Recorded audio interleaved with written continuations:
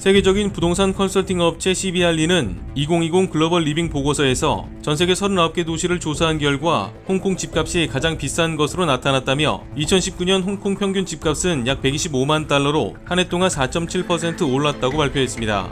전세계 부동산 전문 기업들은 지난해 내내 홍콩 전역을 휩쓴 범죄인 인도 법안 여파로 홍콩 부동산 시장이 하락세로 접어들 가능성이 크다고 내다봤습니다. 특히 중국인 큰손에 좌우되는 고급 주택 부문과 도심 빌딩 임대료는 가격이 20% 이상 하락할 것으로 예측했습니다. 시위 때마다 급심한 반중국 정서가 표출되면서 중국 본토 금융기업이 홍콩 내 영업망을 줄인 데다 다국적 기업들도 홍콩 투자를 주저할 것이라 추측했기 때문입니다. 그러나 반중 시위는 물론 전 세계를 덮친 코로나19마저 홍콩 집값에는 별다른 영향을 주지 못한 것으로 나타났습니다. CBRE 주거용 부동산 총괄 책임자 제니 시에브릿은 올해도 반정부 시위, 코로나19 영향으로 홍콩 집값이 다소 낮아질 수 있겠지만 전 세계 최고가 자리만큼은 놓치지 않을 것으로 본다고 덧붙였습니다.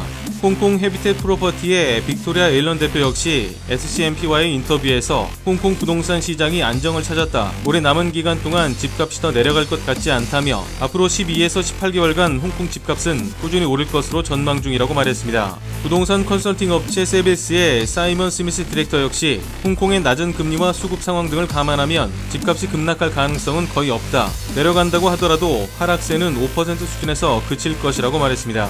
전 세계 주요 도시 가운데 홍콩 다음으로 집값이 비싼 도시로는 독일 미넨이 꼽혔습니다. 미넨 평균 집값은 약 100만 달러로 1년 새 11% 상승했습니다. 아직 홍콩과 현격한 차이가 있지만 상승세는 홍콩보다 가파릅니다. 미넨은 지난해 CBRE 조사에 참여한 이후 홍콩에 이어 2위였던 싱가포르를 3위로 밀어내면서 세계에서 두 번째로 집값이 비싼 도시 타이틀을 놓치지 않고 있습니다. 상하이와 선전은 각 4위, 5위로 싱가포르 뒤를 이었습니다.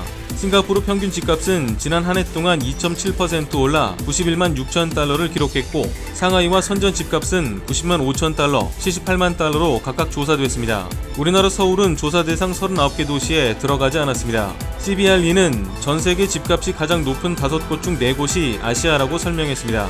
전통적으로 집값 비싸기로 악명이 높았던 뉴욕과 런던은 이번 조사에서 10위와 11위에 머물렀습니다.